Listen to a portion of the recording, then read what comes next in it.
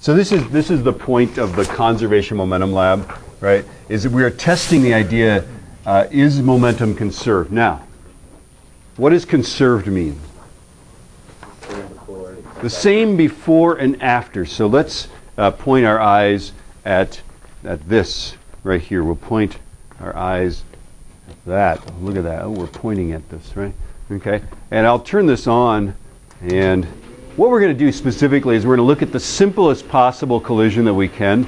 Okay. We're going to look at the collision of a stationary cart with a cart that's moving like this. And this is the simplest thing, and the reason is this. To measure the momentum of the entire system, all we need to know are the masses of both carts and the velocity of this cart before and after. So the collision will look like this.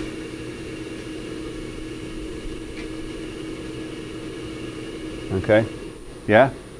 And I'm pretty sure that if we know the velocity of this cart before the collision and the velocity of that cart after the collision and the masses of everything, we could see whether momentum is conserved, couldn't we? Right? Now, in the lab it says that you're supposed to show the calculations, right?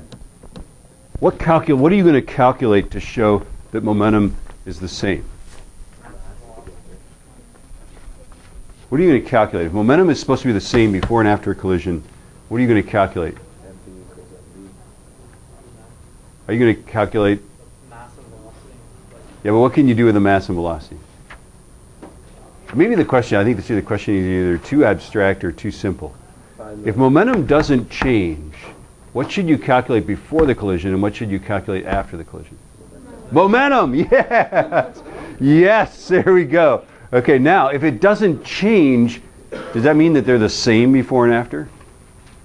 Yes. Yes, it means they're the same, okay? Now, so let's suppose I calculate that and it ends up being 0.317 kilogram meters per second before the collision. And the two cars together, we add up the masses, and I get 0.321 kilogram meters per second. Can I just say momentum was not conserved, therefore this thing that we believe is generally true is not true? What's missing from this picture? There's some error involved, isn't there? Yes? Okay, if the error on this is plus or minus 0.001, if the error on this thing is plus or minus, somehow we figure out that it's 0.001, is that amount of error enough to reconcile those two numbers? Could they be the same with that much error?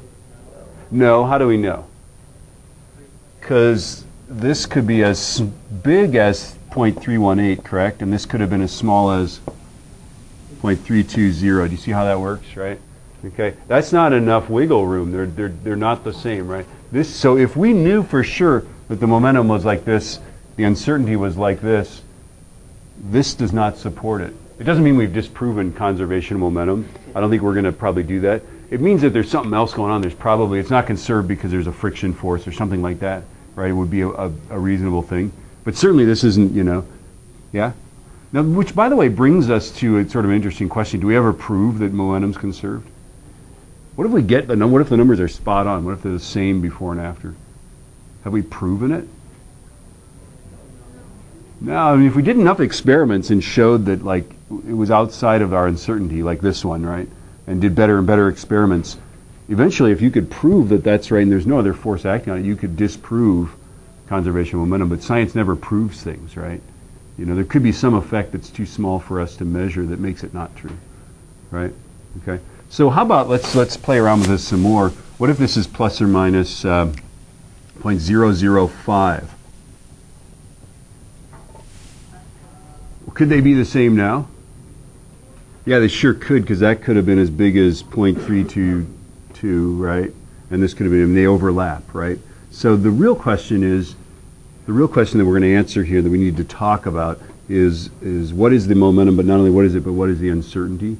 And so we're going to have to calculate the uncertainty of the momentum before and after, right? And this is actually an easy thing to do. We just set up a ratio. The uncertainty of the momentum is to what it is, right? Equals the uncertainty of mass over mass plus the uncertainty of velocity over what the velocity is, right? You remember this? We did this the first week of school, uncertainty expressions. I think we even whiteboarded it. I can help you with these.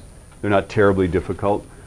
Some of the labs, some of the ways that you're going to be doing it, like for example with the photo gates right there, your velocity is actually going to be distance divided by time, right? And so the expression is going to be momentum is mass times distance divided by time, yeah?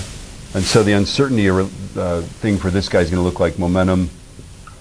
The uncertainty of momentum is to the total momentum, as the uncertainty of the mass is to the mass, plus the uncertainty of the length of the card is to the length of the card, plus the uncertainty of time is to the time. Yeah? Kind of a thing? Yes. Okay. So it just depends. And there are 3 different ways that you can, and I would consider extra credit if you did like more than one way. Okay? But there are 3 possible ways that you can gather the data for this. The simplest one is a range finder. Okay? And so I think what I'll do is I will just walk over here. I think you guys can see this without hopping out of your seat. And I'm going to turn on the blower. And I'm going to get the same collision to go on right here.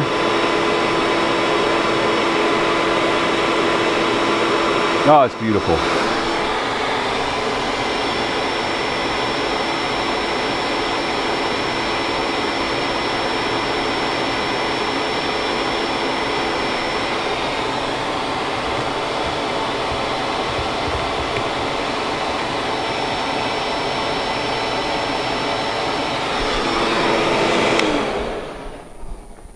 So that's got the rangefinder on it, right? So the rangefinder can be, we can tell the rangefinder to find, we can tell the rangefinder to find velocity for us. And it's not a wonderful thing, but it's pretty good, okay? So let me show you what the screen said on there, if I could find it. ComLab example 2A, there it is. We'll open it up. It's going to say, continue without data collection. Okay. Okay. So here was me. I hit collect, and then I was moving the carts all around, and so it's like going blah, blah, blah, right. Okay. Here is what the actual data. I gave the carts a push, the first cart a push, and then if you look, it struck the second cart right there. Yeah. So here is our velocity. You notice that this axis is velocity. Here's our velocity before. Here's our velocity after. Yeah. Yeah. Okay, and so what I can do now is let me just show you how to do this. I'm going to select this velocity before. Be careful when you select it. Don't select like part of the cliff. Students tend to be really dense about this, right? You want to select the part that is just this isn't good either, yeah?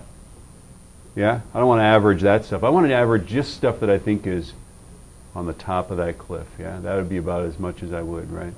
Okay, and then go analyze, I think it's analyze statistics, yeah?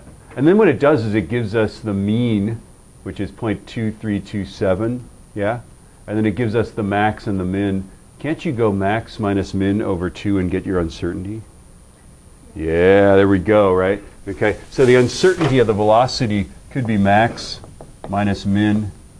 Write this down if you don't think you're going to remember later, okay? How about the uncertainty of mass? What are we going to do with the uncertainty of the mass? How do we do that? Is it half of the smallest thing we can measure? So if you can measure 1/10 of a gram, what's the uncertainty of the mass?